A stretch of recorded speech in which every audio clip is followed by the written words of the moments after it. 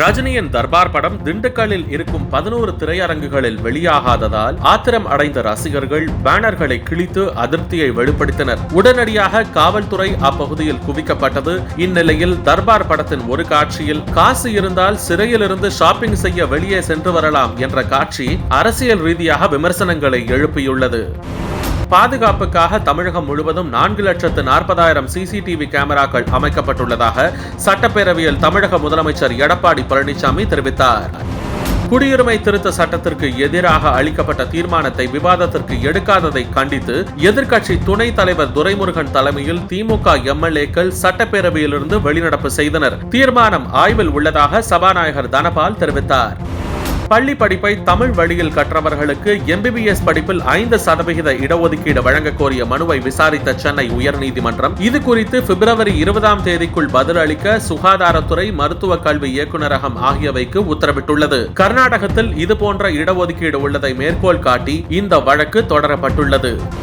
வரும் 19ஆம் தேதி ஞாயிற்றுக்கிழமை தமிழகம் முழுவதும் அரசு ஆரம்ப சுகாதார நிலையங்கள், மாநகராட்சி பள்ளிகள் உள்ளிட்ட 1654 மையங்களில் 5 வயதுக்கு உட்பட்ட குழந்தைகளுக்கு போலியோ சொட்டு மருந்து வழங்க ஏற்பாடு செய்யப்பட்டுள்ளது.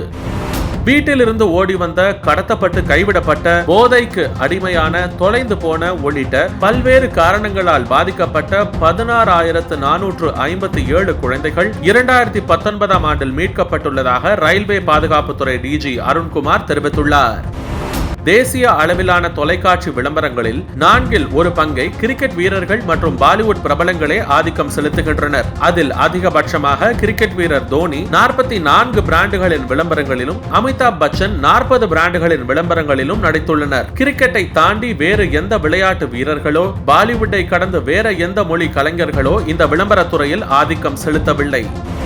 பிப்ரவரி 2ஆம் தேதி RSS ஒருங்கிணைக்கும் நிகழ்வில் கலந்து கொள்ள போவதாக ஜோஹோ நிறுவனர் ஸ்ரீதர் வேம்பு தெரிவித்தது சமூக வலைதளங்களில் விமர்சனங்களுக்கு உள்ளானது. விமர்சனங்களுக்காக தனது தனிப்பட்ட பார்வையை மாற்றிக்கொள்ள முடியாது என அவர் தெரிவித்தார். ஸ்ரீதர் வேம்புவுக்கு TVS கேபிட்டல் ஃபண்ட்ஸ் நிறுவனத்தின் தலைவர் கோபால் ஸ்ரீனிவாசன் ஆதரவு தெரிவித்துள்ளார். தமிழகத்தில் அடுத்த 5 நாட்களுக்கு வறண்ட வானிலையே நிலவும் என்றும் அதிகாலை நேரத்தில் பனிப்பொழிவு இருக்கும் எனவும் சென்னை வானிலை ஆய்வு மையம் தெரிவித்துள்ளது.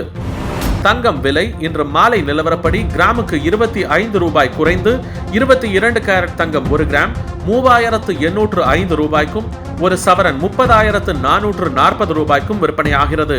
வெள்ளி கிராமுக்கு 20 காசுகள் குறைந்து 1 கிராம் 50 ரூபாய் 40 காசுகளுக்கும், 1 கிலோ 50,400 ரூபாய்க்கும் விற்பனையாகிறது.